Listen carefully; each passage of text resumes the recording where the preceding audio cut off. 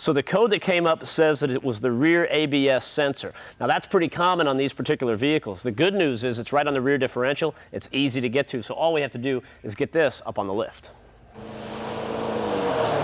Now Matt was getting a code for a rear ABS sensor, so before you get back here and you start tearing stuff apart, do yourself a favor, take a minute and do a visual inspection real quick. First thing, look at the obvious. If you've got a mismatched tire or real low tire pressure, that could give you a false code.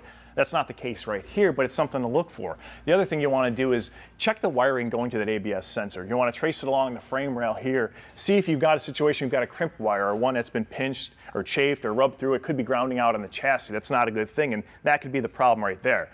Once again, not the scenario here, so we're going to dig a little deeper. What you do is unplug this sensor and you'll read the ohms of that sensor and check for resistance. Now, the way this whole system works with an ABS sensor, and this truck for one, is it's got one for that whole back axle. Now, some vehicles have them independently left and right. This one is just reading off of the drive shaft. What it's doing is there's a tone ring inside the ring and pinion, and this magnetic sensor, what it's doing is counting the teeth going around and how fast they're going, giving you an idea of when you lock up the rear brakes here, it'll sense it, send a code up to the computer and tell you to get your foot off the brake pedal by pulsing that brake pedal. So that ABS sensor is doing the work for you. Now the way you check to see if it's working is, once again, you want to check the resistance through that sensor.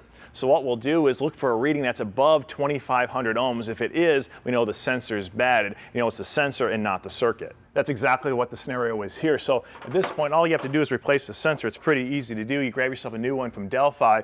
They're great because these things are 100% tested to the most extreme conditions. And these contacts right here, they are plated to avoid corrosion and will help these things last for a long period of time. So you put one Delphi sensor in, you don't have to worry about it ever again.